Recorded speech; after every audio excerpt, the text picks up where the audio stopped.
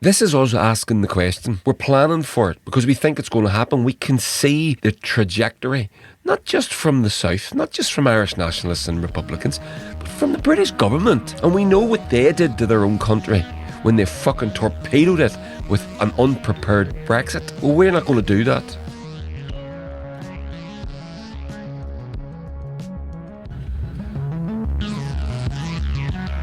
One, two, 1, 2. Test. Microphone on.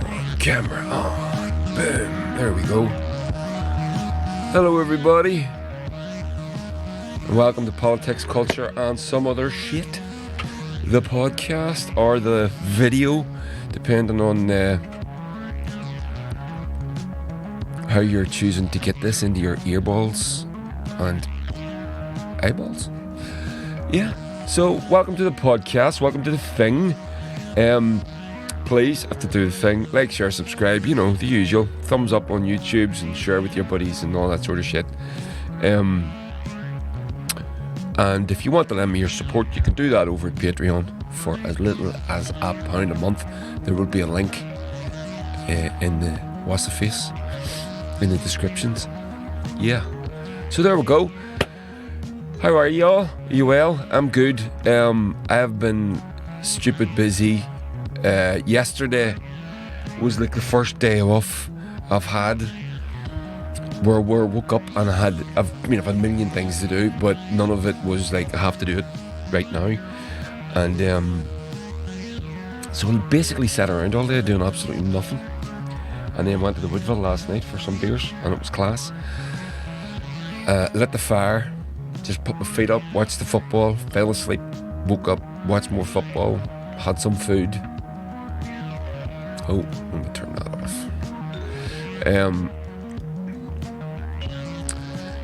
So all that sort of stuff. It was class. So, I like to say I feel re-energized and refreshed. I don't, because I was pinting it last night. But anyway, and then tonight we're going to Clonerne for a session. There's a session in the Clonerne, and it's our friend Joe. It's his birthday, so we're going to go do it. I'm going to spend a couple of hours with my dad, and then I'm going to go around to the Clonerne, which is just up the road. So anyway, what have I to do?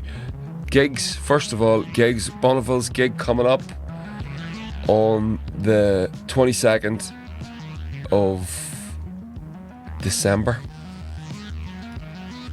in Voodoo in Belfast, and you can see on the poster there special guests. Special guests are the Exhalers, or Exhalers, not the Exhalers, they're just Exhalers, and Aquatofana, which is young Eva Kearney's band, young girl here from the town. That's her band, and they're going to be supporting us as well. And so get tickets for that. You can get them on Eventbrite. Go to bonneville's.co.uk. You get tickets for that. The next gig I have after that is my solo one on Madra. It's the name of the show at the Sunflower in Belfast on the 29th of January. It's a Sunday afternoon gig, 2 p.m. kick-off. It's going to be a lot of fun. It's nearly sold out. The last time I checked, which was yesterday, there was 8 tickets left for that. So if you're thinking about it, a few people have said to me, I'm going to go to that. And I said, yeah, you need to go and get tickets. And they went, no, it's grand, I'll get, and I keep checking, and I haven't got the tickets, and I don't want to sort of, because it'll sell anyway. But I want the people that want to go, so,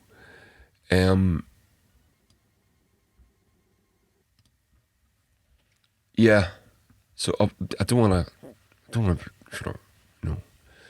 want to keep pushing it, like, but there's that. There's 8 tickets left, and it's only small rooms. There's only 50 something seats, and there'll be no extra tickets released. It's not one of these sort of say it's sold out and then add more tickets. It's not one of those. It's it is going to sell out. So if you're thinking about it, you should go, because this is going to be a class show. What am I doing? A very special guest is going to open the proceedings for us. I can't tell you who that is, because he has another thing going on. and promoters get a bit cunty when it comes to, you know, you're not allowed to, like if you've got a big gig coming up, you're not allowed to go on anything really. You're not allowed to go and do any gigs within. Like, well, London is it's really fucking weird. Like when you go to London, like you're not allowed to play London like within 3 months or something like that. They put this in the contracts. Like 20 fucking million people in London. It's insane. And people in London don't travel to gigs. If you're not playing in their borough or their bit with that cosy couple of mile, well, they don't go.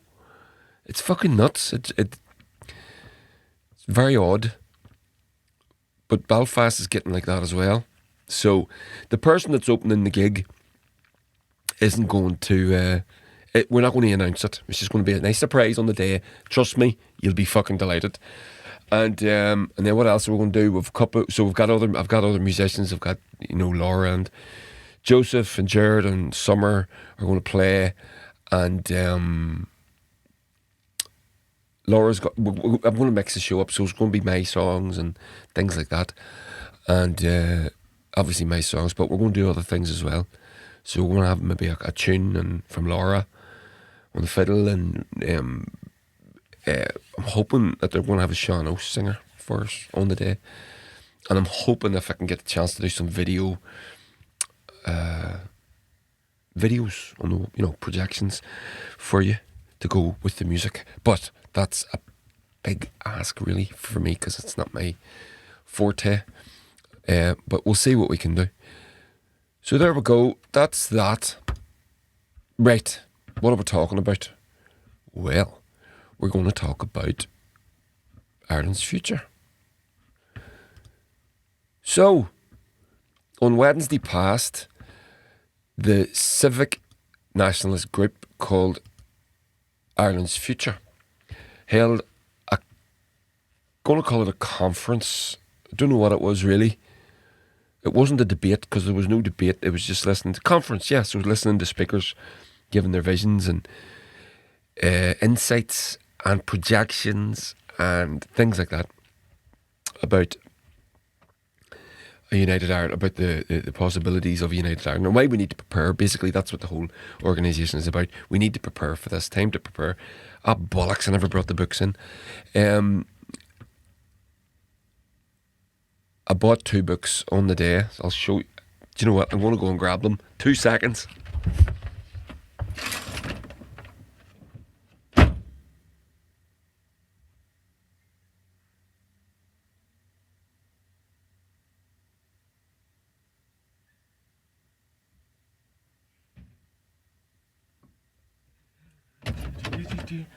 I'm back. Sorry about that. How unprofessional of me. I've got again, I think I've told you this before, I've got this new software and I can pause the recording, but I don't know how to do it. I think I might go back to my old software, I'm not sure. I like this.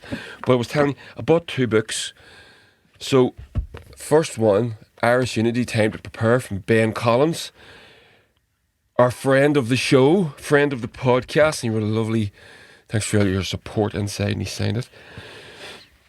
So, Ben was on a panel, and I bought another book called The Ghost Limb from Claire Mitchell, and she was on the panel too. And her book, it says at the back here, where did the spirit of 1798 go? Did Northern Protestants forget their history? Who are the keepers of the flame, etc., etc.? Claire is a sort of a lefty, like myself, I would guess. And well, she explains it in a row. But I bought these 2 books. These were the 2 books that I wanted to get. I wanted to hold off getting Ben's one because I knew I was going to see him at this. I suspected I would anyway. And I wanted him to sign it. I like that. Whenever I buy things, I always get them signed. Bollocks, I should have brought the records out. I was at a gig. I wanted to tell you about it as well. So, never mind. I'll maybe run out in a wee bit and get those 2. So the first the first panel was a panel of Protestants, basically, that have mostly, I think it's fair to say, come from a unionist background or a maybe, I think Claire would maybe have described herself as being sort of a bit agnostic about it. I could be wrong. If I'm wrong, please forgive me. I don't mean to. I don't mean to project. But most of the people on the panel would have come from a union. They were all Protestants, and they all come from a unionist background. And they've all transitioned to become nationalists. And they tell their story. The first person to speak was Glenn Bradley. Glenn was he's an ex-British soldier. He grew up on the peace line. His story was fascinating. He grew up on the peace line in Belfast. His daily life as a child was listening to guns and bombs and bullets and things all go off. And he got blew up, and he has scars on his face to this day from the ARA putting a no warning car bomb when he was passing by and got caught up in that. Lucky he wasn't killed by the sound of it. So he grew up an embittered young man. He joined the British Army, and his intention was to learn how to kill people and come back to Ireland and kill provos. That didn't happen for him. He did do tours here, he said, but that wasn't the case. That wasn't what happened. And then when he left the army, when he demobbed from the army, he became he joined the UUP, the Ulster Unionist Party, and he actually got well up in that, and he became a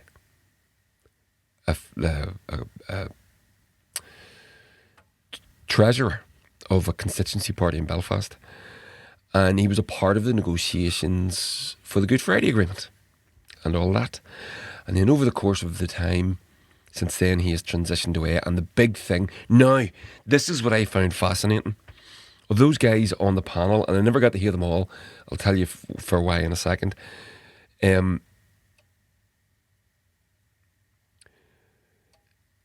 all mention that about the history. I know Ben spoke about this. Claire's book is about this. Glenn mentioned this. And I've heard it so many times from our Protestant brothers and sisters. And much like ourselves, we don't learn our own history. You can recite the Kings and Queens of England and know who Henry VIII separated from their heads. But we don't learn our own history. And it's even more so with our Protestant brothers and sisters. And they all mention the same thing. When they learn about Wolfe Tone was a Protestant. And even more so, I mean, Emmett was a Protestant, and, you know, there's so many. But we're taught to believe that Ireland all Protestants were pro-union and all Catholics were nationalists. And it was never the case. And then Ben mentioned when he learnt, they were taught that the tricolour was green, white and gold, not green, white and orange, and that the orange represents the Protestant people, and the green represents the nationalists, the Catholics, and the white is the peace between them, which is a beautiful symbol, wouldn't you agree? But if you're not taught that, you don't realise, and it always sort of bewilders me, the two, whenever I see it being burned on bonfires every year. I was going, you're burning a symbol of peace, and you're actually represented on that flag, and it's just bizarre to me. But as Ben pointed out, they're not taught that. They're taught differently. I was on Twitter quite a lot, and I saw what do you call him? What's his name? The lawyer, the pretend lawyer, Bryson. He tweeted out a few weeks ago, and he tweets about 50 times a day from what I can see. But as I do myself, sorry, I'm slagging him off, and I'm every bit as bad. But he said the tricolour, green, white and gold. I don't know in what context he was talking about it, but he mentioned it, and he called it green, white and gold. And it's not green, white and gold. And then Ben last night said that very thing. Me and Ben, we're going to go to a rugby match, I hope. We're going to go for a pint sometime. And I've never been to Ulster Rugby, believe it or not. Well, I do love rugby. I love the internationals anyway. I love the World Cup and the Five Nations and all. But I've never been to Ulster Rugby. So I'd love to go to that. So I'm going to try and talk Ben into going with me or bringing me along as a guest. But anyway, well, I did mention to him and he said, let's do that. So, so Ben mentioned, he explained that, you know, they're not taught that. And there's so much. And once you start to learn the history, you realise the sort of the narrative and the lies that you've been told your entire life. And fair play to those guys for coming to that realisation at any point in their lives. Because it's a very powerful thing to realise at a point in your life that maybe everything that you've been led to believe and even championing at certain points of your existence aren't exactly real.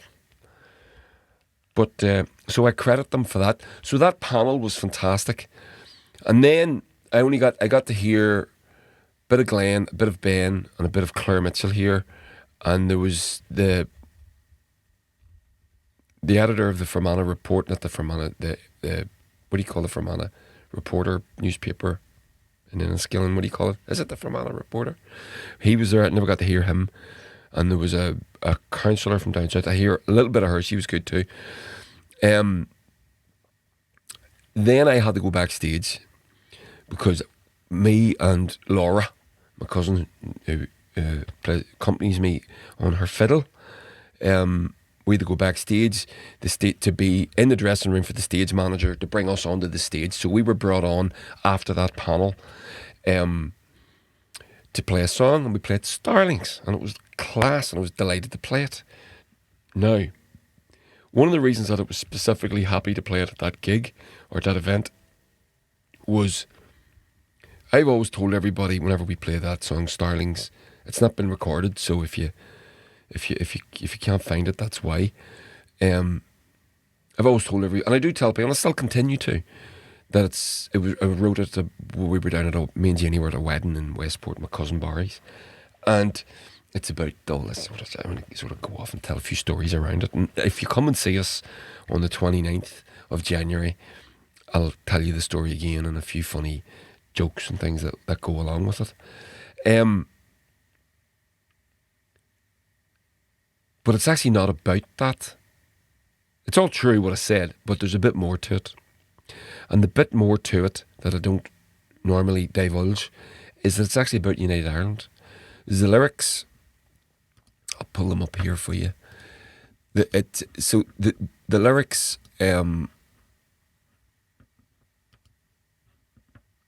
although they do, sorry, I'll just, where are we? Starlings, there it is. So the lyrics it's about me and Jeannie walking back from the hotel at stupid o'clock in the morning, full drunk, and the starlings are up in there and all that.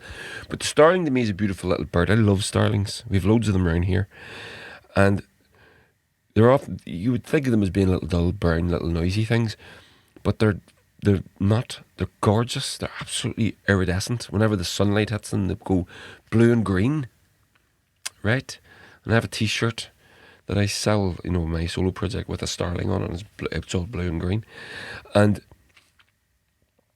the starling, and then it's got this beautiful song. It's got the most amazing song. It sounds like some sort of mad alien beatbox. And in the evening when me and Jeannie would go for a walk, especially in the summertime when the starlings around here, they'll settle on the various TV aerials on top of chimney tops, things like that. And they echo the same tune, but it's like that Chinese whisper things where it changes a little bit as it moves around, and if you pay attention, you can hear it, and it's gorgeous, and I love it. So I offered to the room, as I said on the night, I offered to the room to you the symbol of the starling as a symbol of peace, as a symbol of unity between us all. It's got the blue and the green and the songs and all that sort. It's just a wee notion I have. So the last verse is this. As Babbage's engine grinds to a halt. Babbage was an engineer, inventor of the Victorian times who sort of was been credited with making like one of those big sort of steampunk Victorian mechanical computers type of a thing. It was never used, I believe, but It's in the museum in England. So it's Babbage's engine, that's what it's called, grinds to a halt. The masters and bishops claim no fault. We'll plant a seed in the engine of empire and watch as our leaves choke it to death. We'll welcome the winter to cleanse and refresh as the leaves that we've planted race to the sun. Thank you for letting me kiss you. Thank you for lifting me to the sky. We'll rise together as the starling beats both wings, and we'll call it a kiss for everyone. So that's the song that we got to perform on the night. It was quite emotional for me. I had to sort of calm myself a wee bit with a wee mantra, Tá Mo Crí, and it's a little thing I learned from a poem a girl told about Boyne, the mother goddess of the River Boyne, the mother river of Ireland, and she's the mother of creation and invention and inspiration. So Tá Mo Crí, well, Tá Mo Crí, I am my heart, and it's a little mantra. And if you do that, you'll bring forth Boyne to give you inspiration, and it works. Works for me. It worked on the night, and I love it. So we played the song, and then we shuffled off stage. Oh, we met Frances Black, because Frances Black is the president of the organisation, chairperson, I'm not sure. And she was very generous when she brought us on stage. It was lovely. She says Ireland has some of the most talented musicians in the world, and here are two of its best. Oh, wasn't that nice? I said, holy fuck, what a billing to live up to when someone like Frances Black brings that on. So then as the night went on, there was more speakers. Again, never got to see them all. Got to see who wasn't Chris Hazard, Niall Murphy, talking about policing and justice in a new Ireland, what it might look like. Who else? I think I saw bits of most people. There was a lot of information. And then I saw the keynote speaker, Michael Russell, I think his name was, from the SNP, president of the SNP. It was very good, very entertaining. And I saw a bit of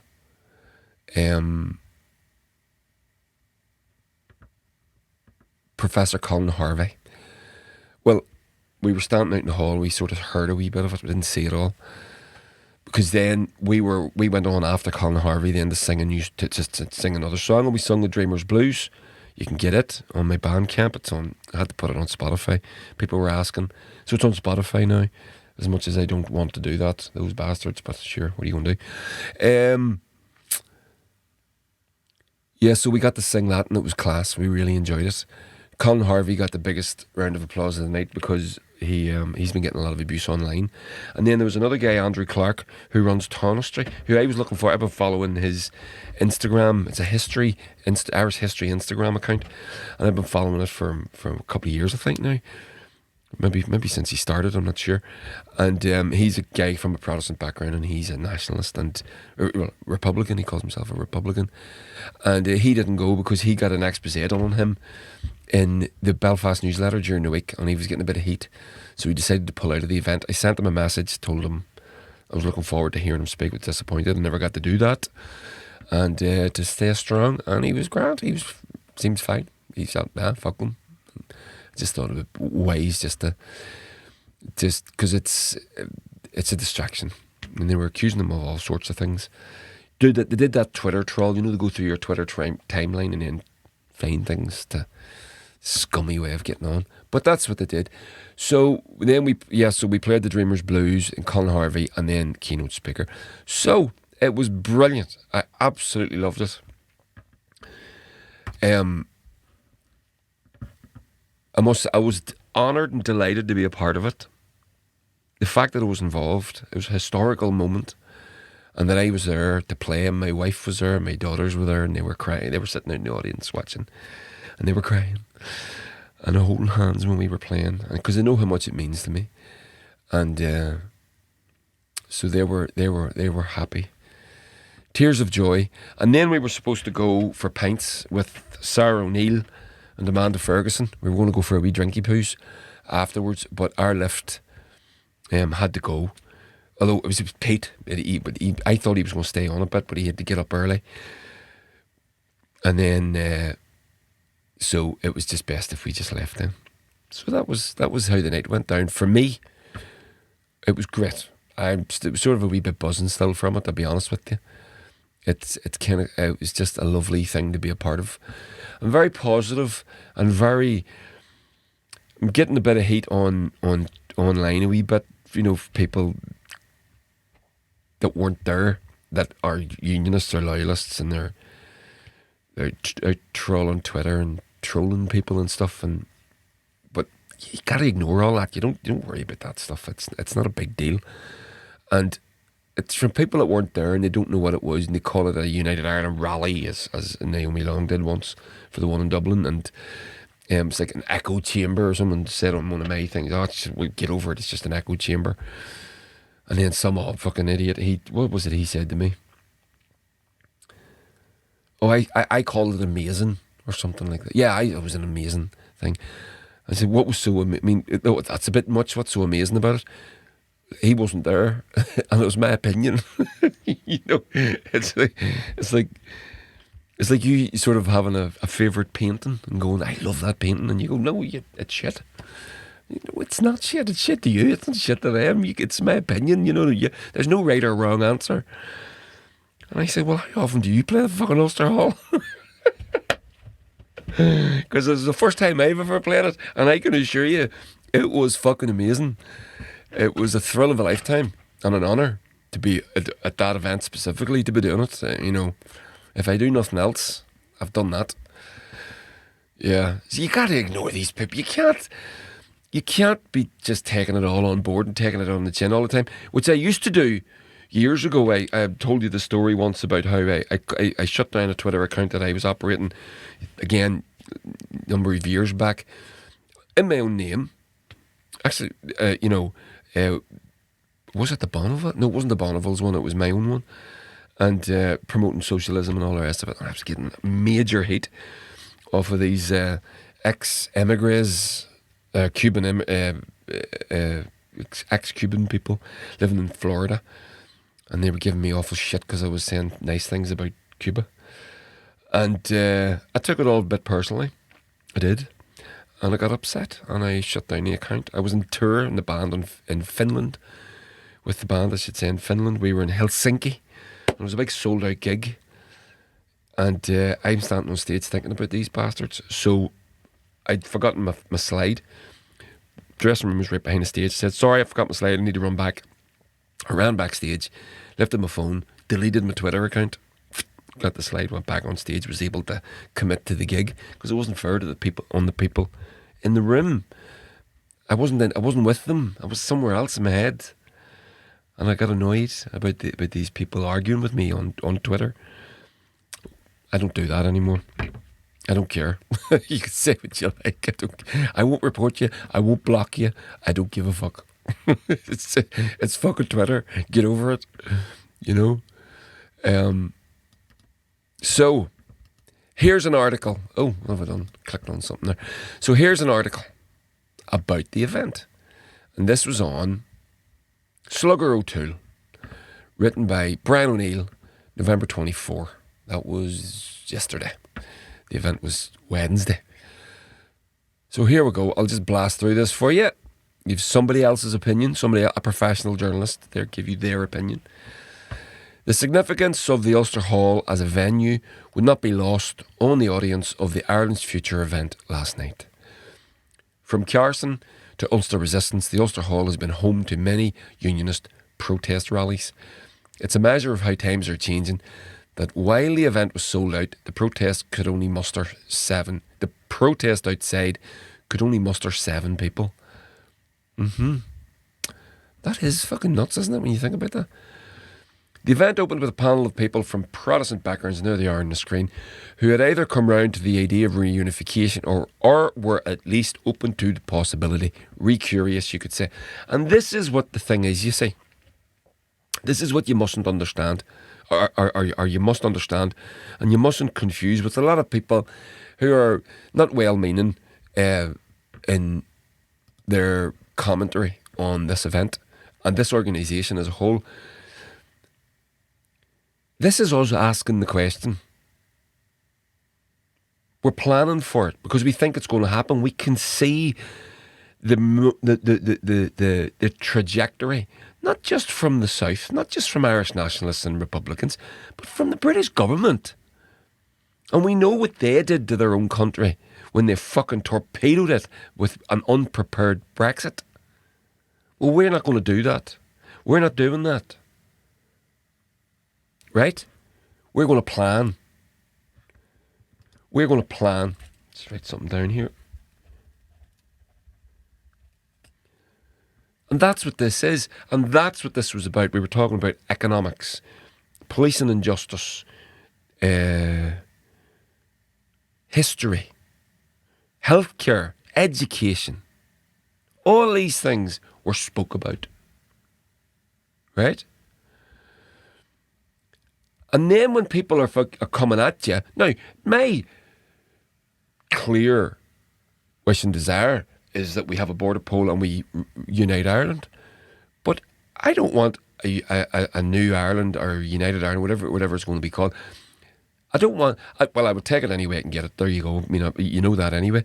But I want to prepare for it. I don't want to be bounced into it and end up with a fucking disaster like Brexit. We need to get ready. And I've seen a lot of people on Twitter as well, and certain that were in the audience that were Protestants, that were Unionists. And they spoke and they said, great, went to the event. Interesting. I'm still a Unionist, but I'm listening. These are good questions. I understand the motivations of the people behind the organisation, and I understand the arguments and the motivations of the people that are speaking. It's not controversial. It's not controversial to prepare, to plan. If we get a border poll in the next 6 months, we don't have a healthcare system on this island that's fit for purpose, north or south. So we need to do that. That's what this is. So, back to the article. Some had quite the conversion story, none more so than Glenn Bradley. It is quite the journey from being a British soldier, then a UUP party officer, to being on stage at a nationalist event. It is a lazy criticism to declare these people treacherous Lundies, which they are being accused of being. It ignores the diversity of opinion that has always been present in Protestantism. Our own Claire Mitchell, the girl that wrote this book, which I really can't wait to fucking read this. Read the first chapter, it's fucking class. Spoke about how her family had always supported Irish unity. So there you go, she was always supported Irish unity. She did say that now I think of it. And how they always had Irish passports. She did say that, if I remember now. In Claire's new book, The Ghost Limb, she highlights the personal stories of many people who, to use the evangelical term, have not had a conversion experience. They have always been comfortable with their Irish identity. Fine Gael councillor Lorraine Hall spoke about coming from Coothill in County Cavan, which she described as the most Protestant small town in the Republic, having 4 Protestant churches and an Orange Hall. She described how her Protestant identity has never felt threatened, and she pointed out how many Protestant churches and schools in Dublin, there are many Protestant churches and schools in Dublin where she now lives. It's also one of those things that sort of always blows my mind. There are people in the north here that don't think there's any Protestants in the south, and they think they have to hide away, like they have to be Protestants under the floorboards or something. Really? What was impressive about the panel was the lack of ideology. They came across as people who, weighing up the evidence, concluded that reunification is either desirable or at least not something to be overly concerned about. Obviously, you can't make sweeping judgments on the basis of 6 people, But the middle ground will be the deciding vote in the border poll. Van always said that. And unionists should be worried that the old scare tactics of Rome rule, etc., are no longer effective. After the debate, there were speeches from a range of speakers. I will not go into all the detail, as you can watch them yourself on the video. And there is a video. So I should have said this at the start. If you want to watch this, it's over 2 hours long, but it's fucking great. You really do. You do need to go and watch this. Go to the Ireland's Future YouTube. I'll put a link in the thing, in the show notes, and go to their videos and then click live. There's a little tab, live, and you can get from start to finish unedited, and you can see my performance as well, mine and Laura's performance as well. So, Dr. Conor Patterson made some interesting observations about the importance of an all-Ireland health service. Confusingly, Dr. Patterson is not a medical doctor, but the CEO of Newry and Mourne Cooperative and Enterprise Agency. Still, with his experience of living and working in a border area, his comments were relative. He pointed out the absurdity of Daisy Hill Hospital in Newry, basically ignoring half its catchment area, the population on the other side of the border. With Dundalk being closer to Newry than Belfast, does it not make sense at the very least to have cross-border arrangements for healthcare? We should have that anyway. Likewise with Derry and the Donegal region, Enniskillen with Sligo, Monaghan and Cavan. I have an interest in health. So for me, this was the most important point of the evening. When you step back and think about it, it is absolutely bonkers not to have an island health service, an all-island health service on a small island. The warmest reception of the night was for Professor Colin Harvey. I interpreted the welcome as solidarity with him after the terrible attacks he has been subjected to over the past few weeks. It was the first time I heard him speaking live. He is a class act, as you can see in his section, 2 hours, 6 minutes in on the video. He spoke clearly with and without notes. In our digital age, it is a pleasure to watch a good orator in action. The guest speaker of the night was SNP President Michael Russell.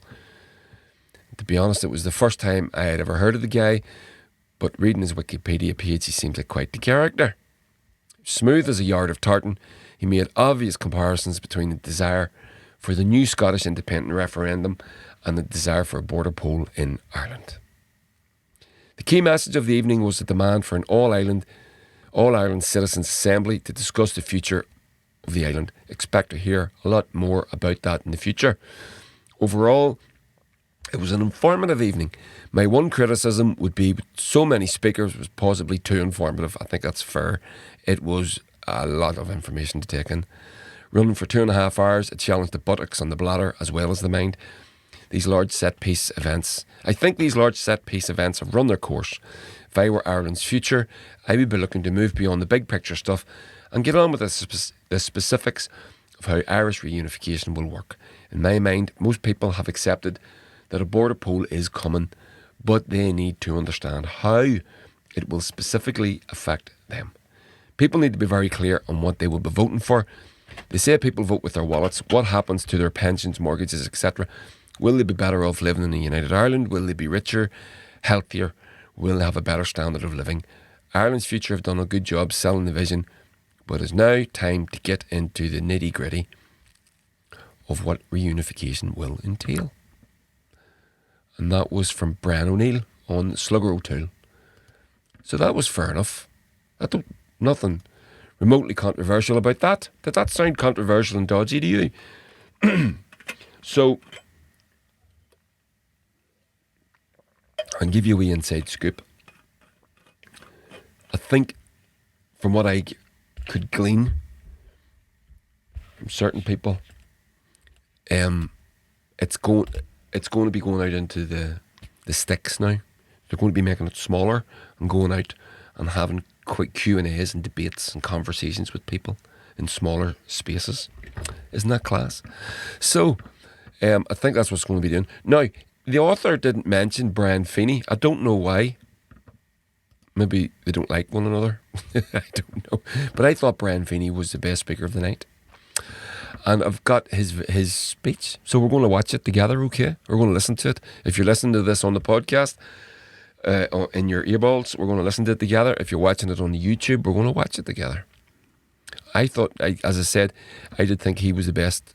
His was the best speech of the night for me. Although I didn't get to hear all the speeches, as you know, as I've told you, because I was backstage for quite a lot of it. So here we go. Let's do this. So Brian Feeney from the Ireland's Future event in the Ulster Hall in Belfast, 23rd of November 2022. God. Northern Ireland was the richest part of the island. 70% of the industrial production of the island came from the 4 counties of the 6 plus Derry City. Belfast was the biggest city on the island. Now that same area is not just the poorest part of the island, it's the poorest region of Britain and Ireland. The north is at the top or the bottom of every scale, whichever is the worst place to be on the scale. Average income, disposable income, health, you name it. Why the switch around from being the richest to the poorest? The answer is partition.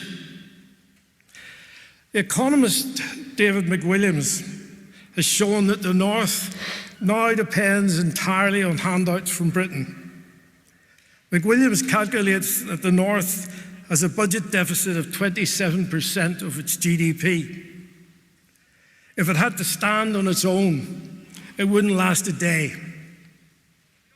On the other hand, the Republic's economy is now 6 times bigger than the North, which, remember, used to be the richest part of the island.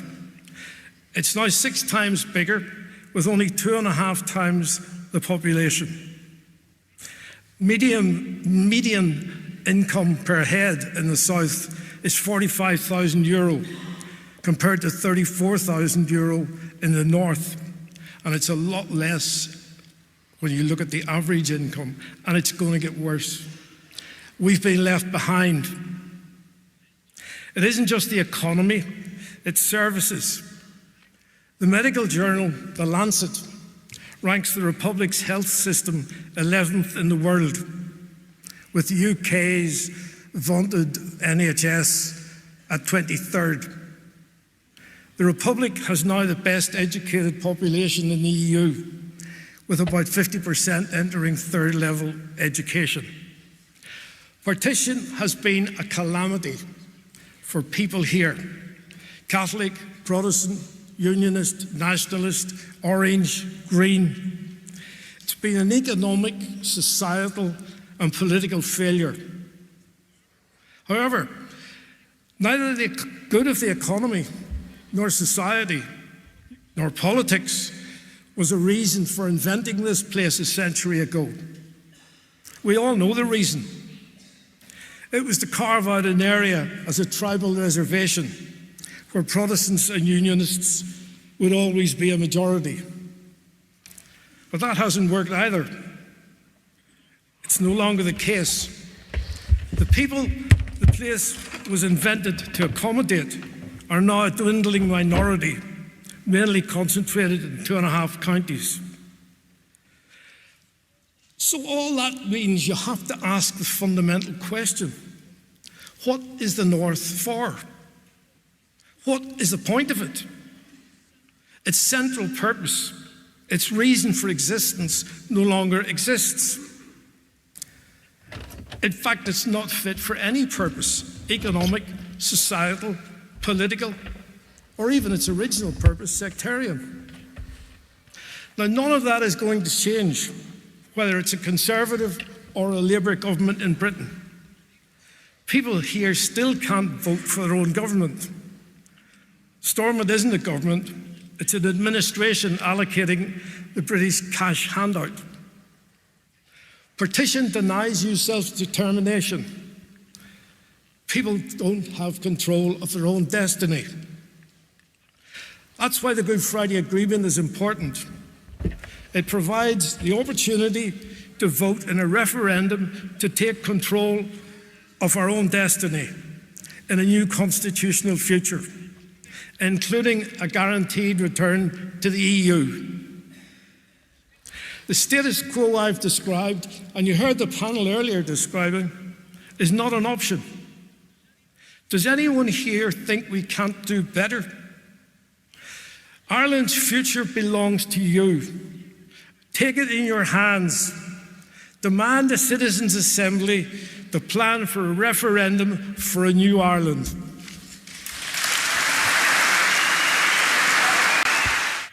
There we go. What do you think of that? I liked it. I thought Brian's speech was great, and it lays out. There was another common thread as well. As I said, there was a.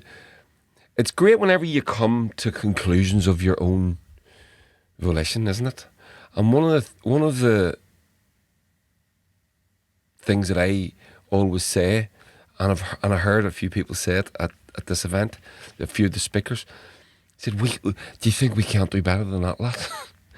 We can do far better than that. We can do far. So for that reason alone, I would be voting for a United Ireland. Do you know what I'm saying? For that reason alone, I would vote for a United Ireland. Because I know we can do better than that. So, yeah. So there you go. That's, I would urge you to get involved. If these events or anything like them come to your part of the world, go and ask questions. Whatever it is you are concerned about, ask questions or make suggestions. Don't sit back and say nothing, and then whenever the time comes, if the border poll happens, if and when the border poll happens, be upset or annoyed because you weren't asked your particular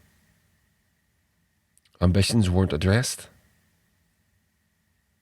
You can't. You have to you have to get involved.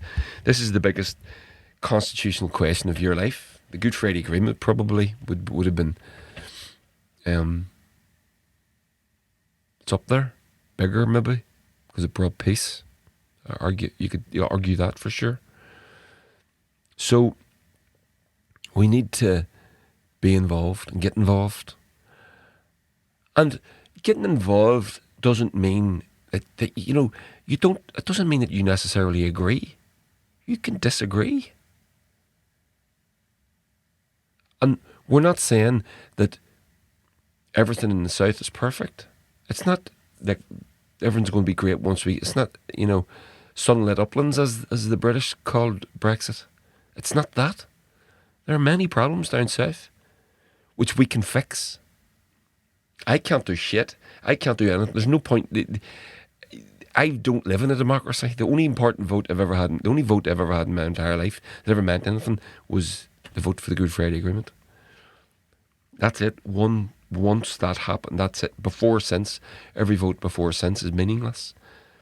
I agree with Sinn Féin's abstentionism. And no matter what we do, when we go to Westminster, it doesn't matter how good of an advocate we have representing us over there, we're always going to get second best if we're lucky. Usually third or fourth best. So I know we can do better. And the idea that we, uniquely among people, are incapable of ruling ourselves with any sort of civilized standard is offensive to me. It should be to you too. We're wonderful, talented, intelligent, imaginative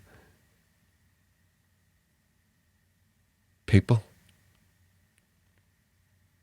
Be you Protestant or Catholic or Unionist or Nationalist, whatever. We know this, and we've got corruption, and we've got criminals, and we've got self-serving politicians all over, same as everywhere else. And we're going to have to engage and deal with them. Because sitting back and doing nothing isn't an option anymore. We need to get involved. And I would ask my fellow artists to get involved too, if you're up for it, if you feel like it. I don't want to shame anybody into. But Start getting involved if you can. It's not. You don't go out and make enemies. You know what I mean? You're going out and trying to make friends. I've put my reputation, such as it is, not that it's an enormous thing, but it's out there. It's on the line. Everybody knows who I am and what I have ambitions for. And my ambitions aren't for me, because the reality is my life's mostly over. It's ambitions. It's for my children and their children, if I'm blessed enough to have grandchildren. Because I think it'll be better for them. Be better for us all. Be better for me, for sure. But it'll be better for them too. Most of all. So, if you can, get involved. It's not the taboo subject that you think it is anymore. You maybe have Protestant neighbours and unionist friends and things, and you don't want to offend them. We can't be thinking like that. You don't want to annoy them or give them cause for concern. That's nice too. You know, they are your friends and you love them, and you don't want to cause anybody any upset. But that's the reality. It's happening. And we need to be involved. And we need to make sure that we get what we want out of it. We need to make sure we get a NHS for Ireland. We need to make sure our children get educated to the highest standard in the world. We are capable of that. And we need to make sure that we have a fair and equitable society where the wealth is shared throughout, through public services and good wages. And we can do that too. Yeah, that's not some Marxist fanciful fucking daydream. That's normal. That should be our baseline. Things like that. And we're not going to get them in the United Kingdom. The last politician that would talk along lines like that has been fucking well and truly crucified and hung out to dry. Jeremy Corbyn. So we're not getting it. The English keep voting for Tories. There's nothing we can do about that. Good luck to the English. If that's what they want for themselves, they're absolutely entitled to do it. But they're not entitled to do it to me or you. And that's what they're doing. That's what we get. We get what they get. We get what they give us. So fuck that, I say. So, that's it. I hope you enjoyed. I'm going to... Right, I wonder should I... No, I'll save that for another one. I have an article there from Chris Hedges, my internet daddy, as you know, who I fucking adore. Oh, well, I'll do this wee one. No, I'll save it. I'll save these two for another. Maybe do another one over the weekend, another podcast over the weekend, because I know I've been a wee bit behind the door with these. I've been so busy, honest to God. I've got good news coming up. I've got some more good news. I'm overwhelmed busy, but I'm overwhelmed with good things happening. You know, it's fantastic. Going on tour with the band was great. Getting out gigging again, going and playing shows. Did I tell you I played that one in Portrush there the other day? Have I done a podcast since then? No, I played Portrush last Sunday. Did an in the round thing. It was class. And all these they're so good for your soul and your spirit. And I love them. Yeah, there's been so many good things happening in my life. And then that Ireland's Future event on Wednesday, it's sort of, everything was going up to that. And that was, I feel like that was a thing, like a whole big body of stuff.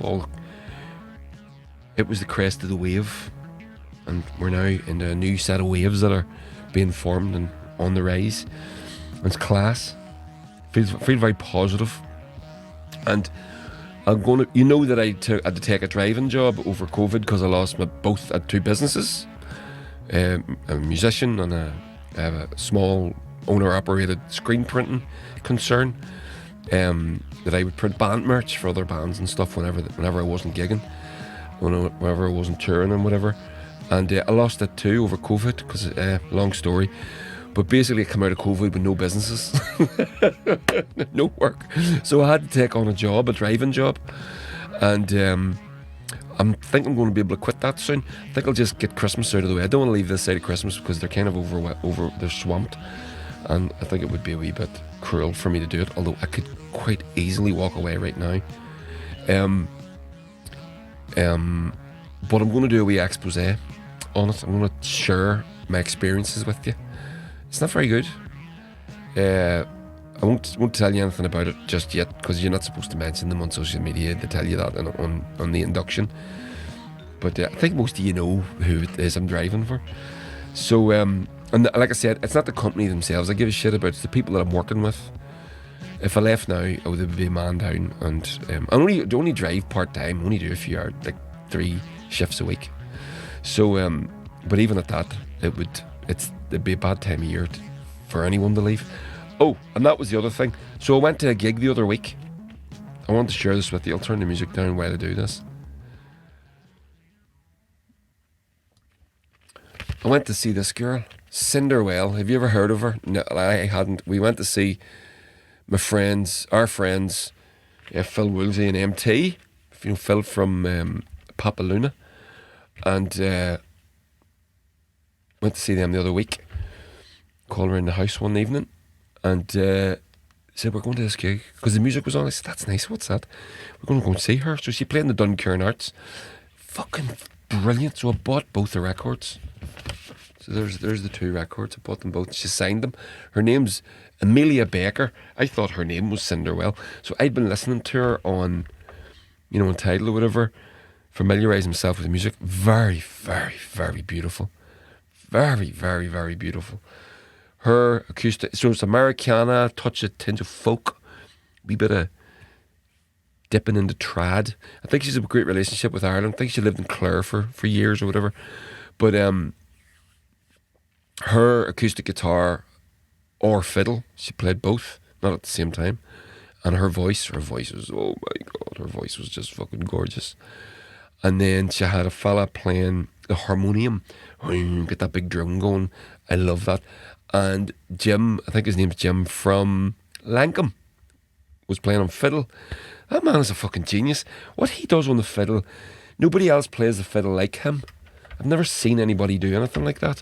He doesn't so much as play tunes as creates a vibe. He creates these droney things, and he's just fucking amazing. So the 3 of them, and it was just gorgeous, just absolutely gorgeous, just beyond belief. So check her out, Cinderwell. That's your wee touch of culture from politics, culture, and some other shit. I'm very lax in sharing the cultural aspects of existence. So there's a couple of recommendations for you. There's 2 good books, right? Irish Unity, Ben Collins. There, boom. Go Slim, Claire Mitchell. And Cinderwell. Check her out. Go and buy her record. She's on tour right now. So you should go and see her. She played the Spirit Store in Dundalk, and I think she went down to Dublin and stuff. So it's probably finished by now. But if you ever get a chance to go and see her, you should. Very gorgeous. Just a gorgeous wave of, and you're enveloped in this gorgeousness of sound. The sweetness, that's sweetness. It's very dark music, very somber music, slow, but gorgeous. If you like that, and I do. So there we go, everybody. That's me done. I hope you enjoyed that. Get involved with the Ireland's future if you can. Like, share, subscribe. If you want to lend me your support over on Patreon, you can do that for as little as £1 a month. The links will be in the show notes. Or you can head over to my Twitter or my Instagram. There's a load of stuff. Just all my links is all online there. So you can go to my Twitter profile, and there's a link tree, and you can get tickets for my gigs and all that sort of stuff. You can do all that from there. So, yeah. So there we go. That's me. I'm done, everybody. Toodle pip. I hope you have a great weekend. I know I'm going to. Hug your loved ones. Tell them you love them. Go and have a beer. Go for a walk. Listen to some music. And make love. Yeah, do that. That's not a... Why is that? That's so controversial. Make love to your lover. Make love. Have fun. Why does that sound controversial? I don't know. Who says it does? I don't know.